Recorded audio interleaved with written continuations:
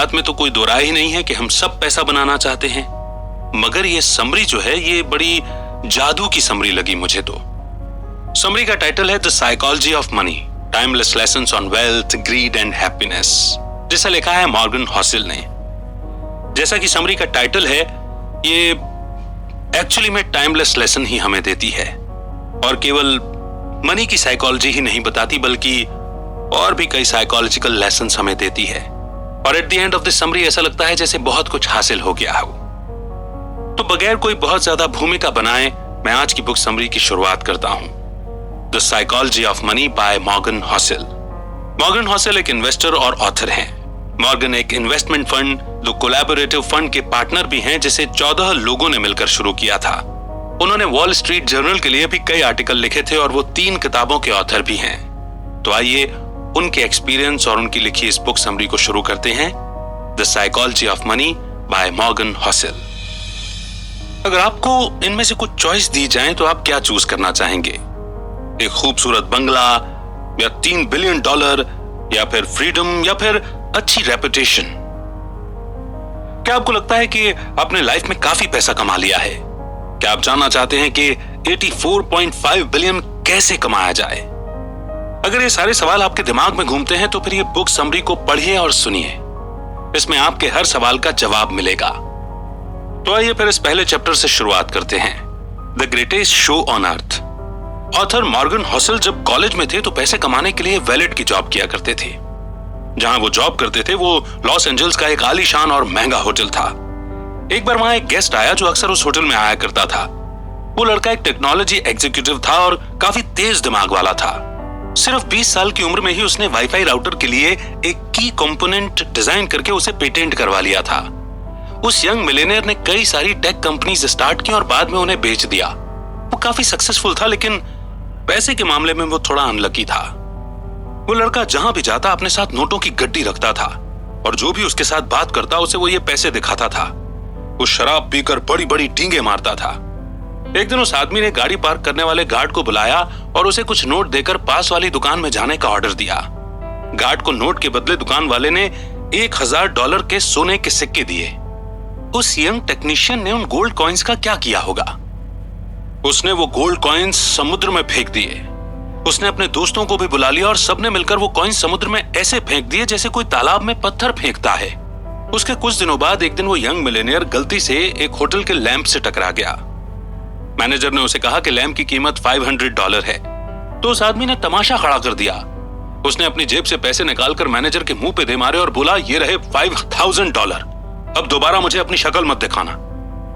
शायद आप सोच रहे होंगे कि ये मात्र एक कहानी है, कोई सच नहीं। आप शायद सोच रहे होंगे कि उस यंग मिलियनेयर का क्या हुआ होगा, लेकिन ये स्टोरी एकदम सच है। इस किताब में आप ऐसी ही और कहानियां पढ़ेंगे, लेकिन इस कहानी के लास्ट में यंग मिलियनेयर का दिवाला निकल जाता है। उसने कुछ ही सालों में जो कुछ कमाया था वो सब उड़ा दिया। उसके सारे पैसे खत्म हो गए और उसके यार दोस्त भी उसे छोड़कर चले गए। देखा आपने, पैसे से आप सब कुछ खरीद सकते हैं पर अच्छा व्यवहार नहीं खरीद सकते। चलिए कहानी और सुनते हैं। रोनाल्ड रीड एक जैनिटर यानी कि दरबान था। वो एक छोटे से गांव में पैदा हुआ और पला बड़ा था। वो अपने परिवार का पहला ऐसा इंसान था जिसने हाई स्कूल तक पढ़ाई की थी और उससे भी मजेदार बात यह थी कि वो रोज लोगों से लिफ्ट लेकर स्कूल पहुंचता था। रोनाल्ड एक साधारण जिंदगी जी रहा था। 25 साल उसने एक गैस स्टेशन में गाड़ियां रिपेयर करने का काम किया। उसने जेसी पन्ने में 20 सालों तक फ्लोर की सफाई का काम किया। 38 साल की उम्र में रोनाल्ड ने एक 2 बेडरूम का घर खरीदा। उसने वो घर $12,000 में खरीदा और अपनी पूरी लाइफ उस घर में गुजारी। रोनाल्ड की शादी भी हुई पर कोई बच्चा नहीं हुआ। जब वो 50 का हुआ तो उसकी वाइफ चल बसी थी। उसके पड़ोसी का कहना था कि रोनाल्ड की मनपसंद हॉबी लकड़ियां काटना था। जिस दिन रोनाल्ड ने न्यूज हेडलाइन बनाई वो दिन था उसकी मौत का। ये 2014 की बात थी। वो 92 साल का था। रोनाल्ड रीड के पास $8 मिलियन थे। उसने $2 मिलियन अपने 2 सौतेले बच्चों के लिए छोड़े थे और $6 मिलियन एक लोकल हॉस्पिटल और लाइब्रेरी को डोनेट कर दिए थे। अगर आप विकिपीडिया में रोनाल्ड रीड के बारे में सर्च करेंगे तो उसमें आपको पता चलेगा कि वो एक चौकीदार, गैस स्टेशन अटेंडेंट, इन्वेस्टर, समाज सेवक और मिलियनेयर था। लेकिन ये कैसे हुआ? इसमें कोई ट्रिक नहीं है। रोनाल्ड ने कोई लॉटरी नहीं जीती थी और ना ही उसे कोई खानदानी पैसा मिला था। रोनाल्ड इतने सालों से पैसा बचाकर ब्लू स्टॉक चिप्स में इन्वेस्ट कर रहा था। बस इतनी सी बात थी। वो एक एक पैसा सेव करता था, यहां तक कि उसने कभी इंटरेस्ट भी नहीं निकाला था। उसने अपनी सेविंग को सालों साल कंपाउंड किया था और उसकी मौत तक उसके पास $8 मिलियन रकम जमा हो चुकी थी। क्या आप कंपाउंडिंग का कांसेप्ट जानते हैं? चलिए इसके बारे में हम बाद में बात करेंगे, लेकिन उससे पहले आपको एक और स्टोरी सुननी चाहिए। अब जरा एक नजर डालते हैं उस आदमी पर जो रोनाल्ड रीड से बिल्कुल हटकर था। रिचर्ड फ्यूस्कॉन मेरिल लिंच में एक एग्जीक्यूटिव था। उसने हार्वर्ड से MBA किया था और वो 40 की उम्र में रिटायर हो गया था। एक बिजनेस मैगजीन की under 40 most successful people list में उसका नाम भी शामिल था। कनेक्टिकट में रिचर्ड का 18,000 स्क्वायर फीट का बंगला था, जिसमें 2 स्विमिंग पूल, 2 लिफ्ट, 7 गैरेज और 11 बाथरूम थे। इस बंगले की मेंटेनेंस का खर्चा ही $90,000 पर मंथ था और इसकी मेंटेनेंस में रिचर्ड ने काफी बड़ा उधार लिया था।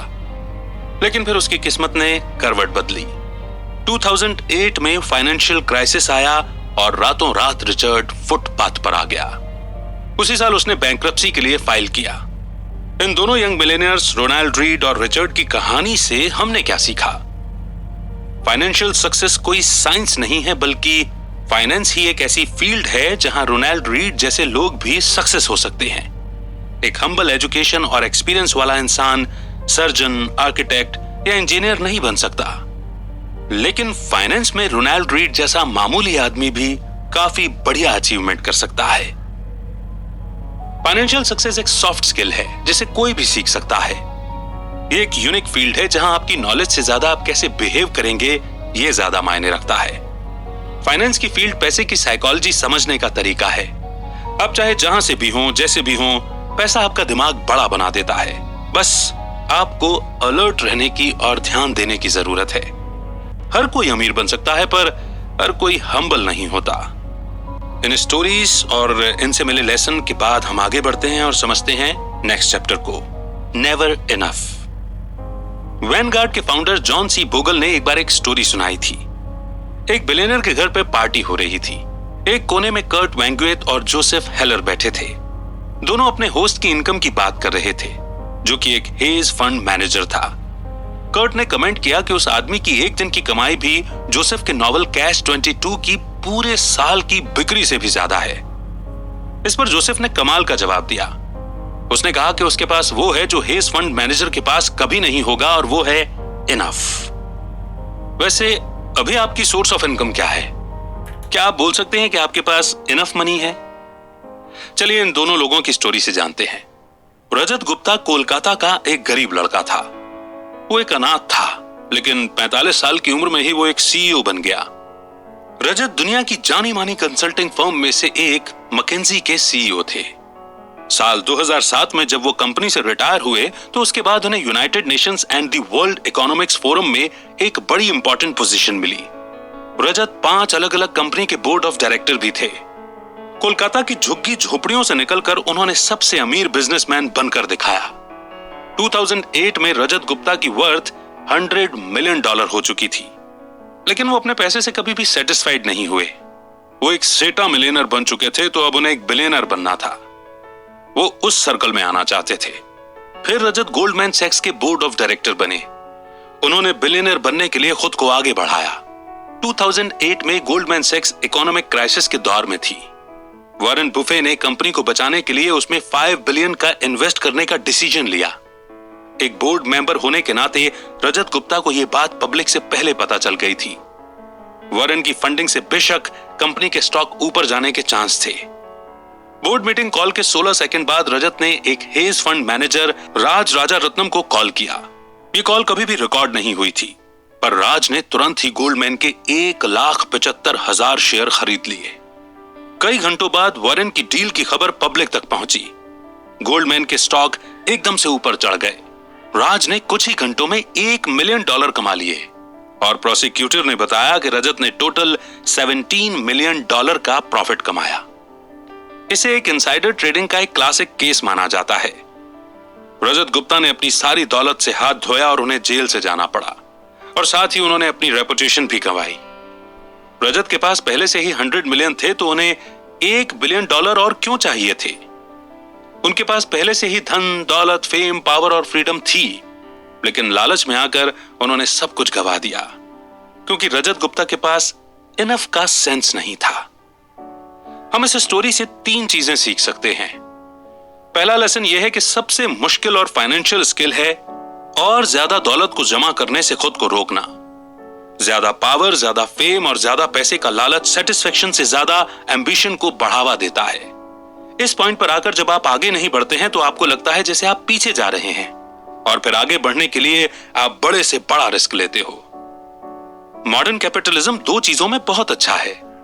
दौलत के साथ साथ आप लालची भी होते जाते हैं। इंसान अपनी हद भूल जाता है, उसे समझ नहीं आता कि कहां पर रुकना है। लेसन नंबर 2, सोशल कंपैरिजन यानी दूसरों से तुलना एक प्रॉब्लम बन जाती है। मान लीजिए कि एक फुटबॉल प्लेयर साल के $5 लाख कमाता है। उसके पास पहले से ही काफी पैसा है, पर अगर हम उसकी तुलना माइक ट्राउट से करें, जिसका $430 मिलियन साल के हिसाब से 12 साल का कॉन्ट्रैक्ट है, तो हमें यह प्लेयर उसके सामने एकदम गरीब लगेगा।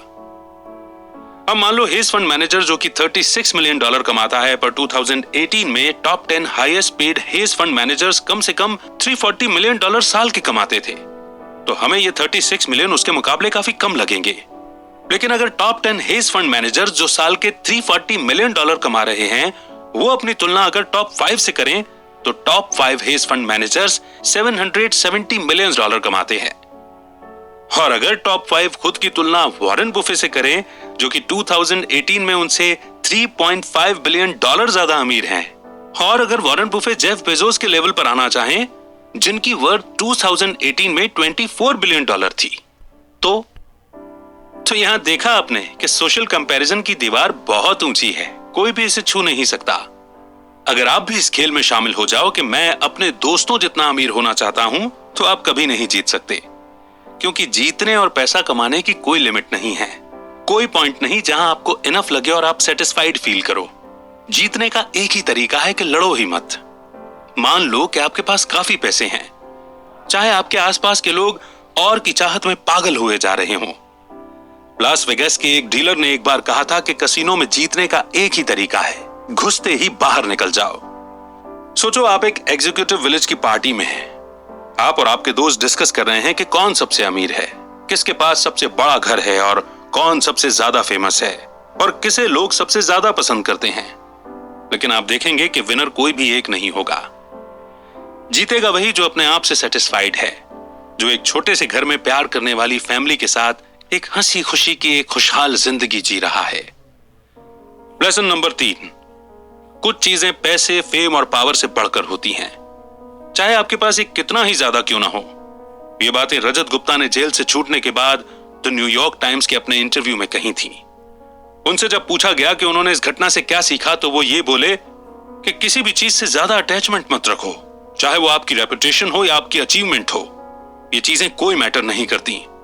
इस हादसे ने मेरी पूरी रेपुटेशन बर्बाद करके रख दी है, लेकिन मैंने अब सीख लिया है कि मुझे इससे भी बहुत ज्यादा अटैचमेंट नहीं रखनी है। रजत गुप्ता खुद को बचाना चाहते थे। वो अपने किए की सफाई दे रहे थे। वो खुद को ही तसल्ली दे रहे थे कि उनकी रेपुटेशन अब उनके लिए और मायने नहीं रखती। लेकिन उनका कहना गलत था।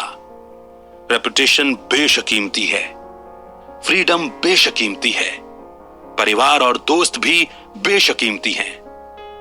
लोगों को प्यार करना और बदले में उनका प्यार पाना भी बेशकीमती है। खुशियां बेशकीमती हैं, लेकिन ये सब पाने का एक ही तरीका है, आप अपनी हद समझें। आपको याद रहे कि कब रिस्क लेने हैं और कब इनफ का मतलब इनफ है। और इस इंपॉर्टेंट लर्निंग को सीखने के बाद बढ़ते हैं नेक्स्ट चैप्टर की ओर, कन्फाउंडिंग कंपाउंडिंग। एक फील्ड से सीखी हुई बातें हमें दूसरी फील्ड में काम आती हैं। क्या आपको पता है कि बहुत पहले आइस एज क्यों आया था? ये कुछ उसी तरह है जैसे इन्वेस्टमेंट में कंपाउंडिंग आपके पैसे पर ग्रो करती है। 19वीं सेंचुरी में जाकर साइंटिस्ट इस बात पर अग्री हुए थे कि धरती में कभी आइस एज आया था। इसका सबूत इतने करीब था कि आसानी से नजरअंदाज कर लिया जाता था।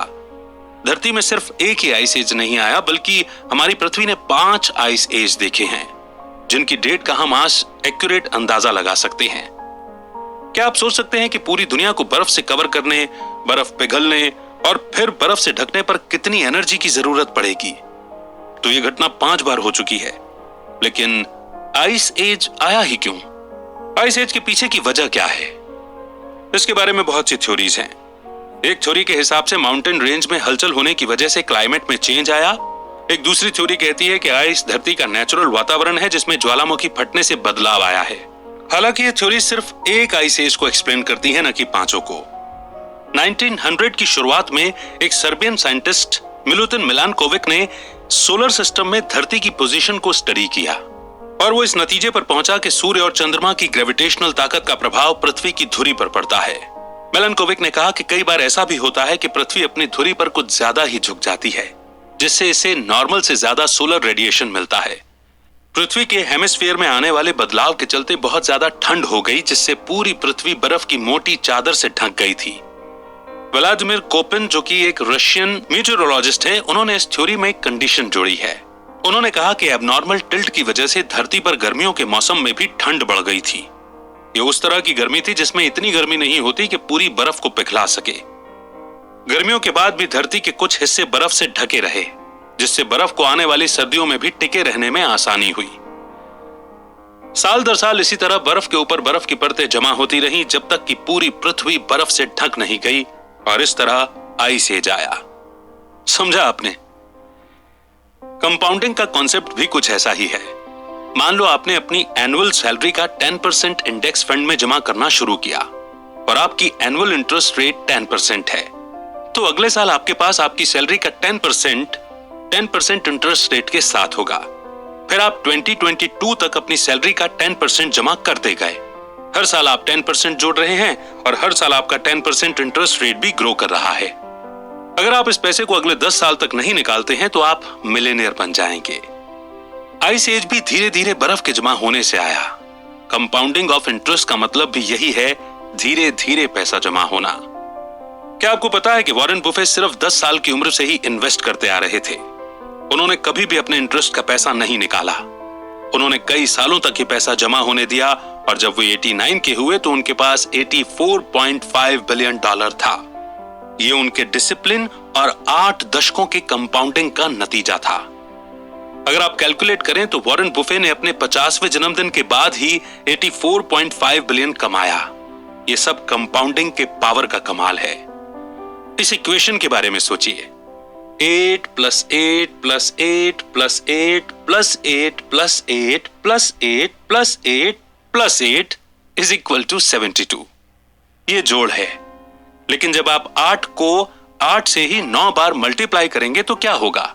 8 × 8 × 8 × 8 × 8 × 8 × 8 × 8 × 8 13,42,17,728। देखा आपने कितना फर्क है?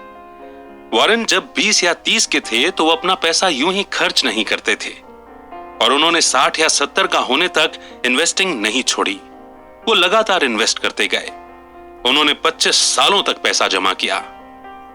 वॉरेन की दौलत पर कई सारी किताबें भी लिखी गई हैं। फिर से बता दें कि उनके पास $84.5 बिलियन हैं। उन्होंने 10 साल की उम्र से इन्वेस्ट करना शुरू किया था और 89 का होने तक वे करते ही रहे। अगर कंपाउंडिंग पर सच में कोई किताब लिखी जाए तो उसका नाम होना चाहिए शट अप एंड वेट। अमीर होने और अमीर रहने के बीच का फर्क। तो आइए अब एक और इंपॉर्टेंट चैप्टर समझ लेते हैं। अमीर होने और अमीर रहने के बीच का फर्क। Getting wealthy versus staying wealthy. अमीर बनने के कई तरीके हो सकते हैं, लेकिन अमीर बने रहने का सिर्फ एक ही तरीका है। चलिए तो ये बात हम इन 2 इन्वेस्टर्स की कहानी से सीखते हैं। जेसी लिवरमोर अपने टाइम का बेस्ट स्टॉक ट्रेडर्स में से एक था। वो 1877 में पैदा हुआ था, जब दुनिया को पता भी नहीं था कि ट्रेडर कोई भी बन सकता है। उससे पहले ही उसने खुद को एक ट्रेडर के तौर पर एस्टेब्लिश कर लिया था। 30 साल की उम्र में ही जेसी ने $100 मिलियन कमा लिए थे। 1929 में स्टॉक मार्केट क्रैश हो गई थी, जिसकी वजह से ग्रेट डिप्रेशन आया। उन दिनों चारों तरफ बस यही न्यूज छाई हुई थी। वॉल स्ट्रीट के न जाने कितने ही स्टॉक ट्रेडर्स ने सुसाइड कर लिया था। अक्टूबर 29, 1929 के दिन जेसी का परिवार घर पर उसका इंतजार कर रहा था।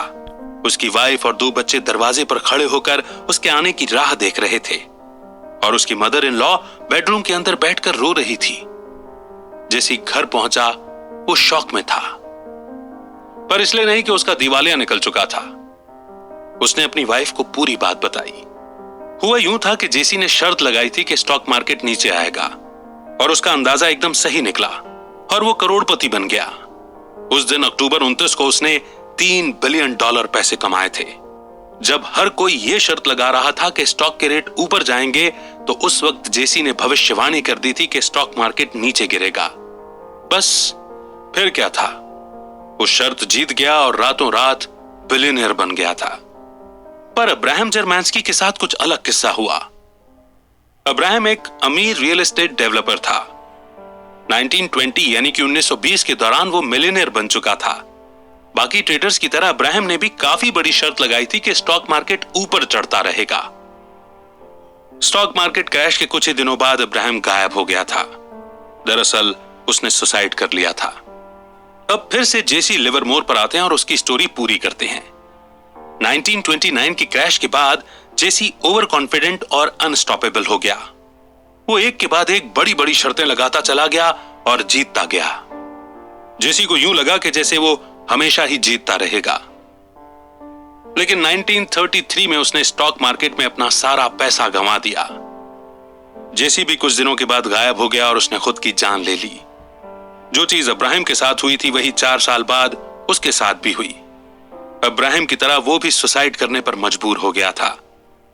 तो यहां समझा आपने, दोनों आदमी अमीर तो बन गए थे पर अपनी अमीरी बरकरार नहीं रख सके। पैसा कमाना एक बात है पर उसे बनाए रखना अलग चीज है। पैसा कमाने के लिए आपको बाहर निकलना पड़ेगा, रिस्क लेने पड़ेंगे, आपको ऑप्टिमिस्टिक बनना होगा। लेकिन पैसे को बनाए रखने के लिए आपको हम्बल होना पड़ेगा।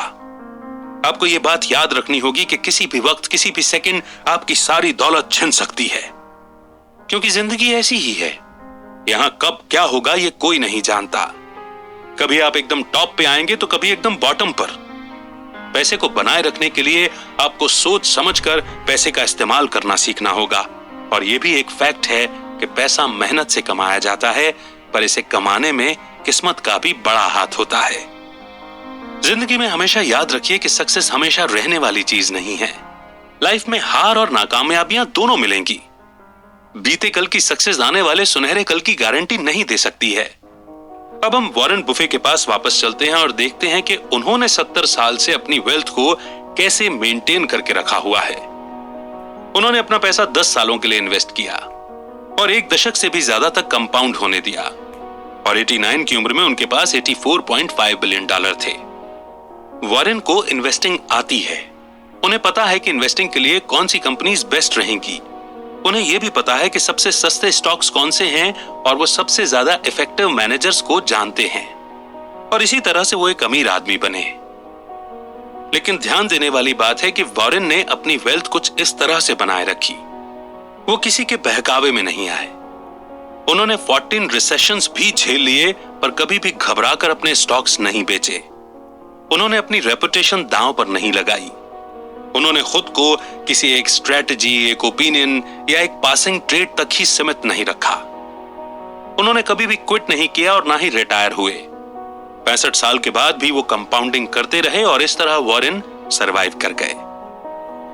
तो कुल मिलाकर के यहां सिर्फ साइकोलॉजी ऑफ मनी की बात नहीं है, psychology of winning, psychology of satisfaction यानी ह्यूमन बिहेवियर भी यहां पर आता है। तो आइए फटाफट कंक्लूजन को समझ लेते हैं और दोहरा लेते हैं इस बुक समरी की लर्निंग को। आपने इस बुक समरी में उस यंग टेक जीनियस की कहानी पढ़ी जिसने $1000 गोल्ड कॉइन्स को समुद्र में फेंक दिए थे। आपने इस बुक समरी में रोनाल्ड रीड की कहानी भी पढ़ी जिसने एक मामूली सा चौकीदार होने के बावजूद $8 मिलियन डोनेट कर दिए थे। आपने हार्वर्ड MBA ग्रेजुएट और रियल एस्टेट इन्वेस्टर रिचर्ड के बारे में भी पढ़ा जिसने 2008 की क्राइसिस में सब कुछ गंवा दिया था। और आपने इस किताब में रजत गुप्ता की भी कहानी पढ़ी जिसके पास $100 मिलियन होने के बावजूद उसे $1 बिलियन और चाहिए थे। इस बुक में आपने जेसी लिवरमोर और अब्राहम जर्मांस्की की कहानी भी सुनी। इनमें से एक दिन के $3 बिलियन कमाता था, जबकि दूसरा अपना सारा पैसा गंवा बैठा था। बाद में दोनों लोगों ने सुसाइड कर लिया था। और आखिर में आपने इस बुक में वॉरेन बुफे के बारे में भी पढ़ा। तो इन सारे लोगों में आप किनके जैसा बनना चाहेंगे? ये बुक समरी हमें याद दिलाती है कि जिंदगी में रेपुटेशन, फ्रीडम, फैमिली, प्यार और खुशी ही सबसे कीमती चीजें हैं, जो पैसे, पावर और फेम से कहीं बढ़कर हैं। ये समरी ये भी याद दिलाती है कि दुनिया गोल है और हार और जीत जिंदगी का एक हिस्सा है। कभी हमारे पास सब कुछ होता है और कभी कुछ भी नहीं। अमीर बनने के कई सारे तरीके हैं, पर अपनी अमीरी बरकरार रखने का सिर्फ एक तरीका है। इसीलिए हम्बल बने, पैसे की वैल्यू समझें और जो आपके पास है उसमें खुश रहना सीखें। जिनसे आप बेहद प्यार करते हैं उनके साथ वक्त गुजारना सीखें, क्योंकि परिवार और सच्चे दोस्त ही इंसान का सबसे बड़ा खजाना होते हैं। तो उम्मीद करते हैं कि ये बुक समरी हमारे जहन पर, हमारे दिलो दिमाग पर एक पॉजिटिव असर डालेगी और आपको जरूर पसंद आई होगी। कितनी अच्छी लगी आपको ये बुक समरी? आपने इस बुक समरी से स्पेशली क्या सीखा? कमेंट सेक्शन में जरूर लिखें। कि आपको ये बुक समरी, आपने इस बुक समरी से स्पेशली क्या सीखा? कमेंट सेक्शन में जरूर लिखें। आपके हमारा हौसला बढ़ाते हैं और उनसे कईयों को सीखने को मिलता है। तो आपके फीडबैक और आपके कमेंट्स का इंतजार रहेगा। नेक्स्ट बुक समरी आप कौन सी सुनना चाहेंगे? आप हमें यह भी सजेस्ट कर सकते हैं। बहुत जल्द एक नई समरी के साथ फिर होगी आपसे मुलाकात। तब तक रखिए अपना बेहतर ख्याल, सुनते रहिए गीगल को।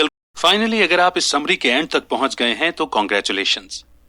बहुत ही कम लोग होते हैं जो नॉलेज के ऊपर टाइम इन्वेस्ट करते हैं, वरना आप कहीं और भी तो टाइम वेस्ट कर सकते थे। बहरहाल है कि बुक से हमें ऐसी बातें पता चलती हैं जो हमें जनरली सीखने को नहीं मिलती और आसपास के लोग भी नहीं सिखा सकते।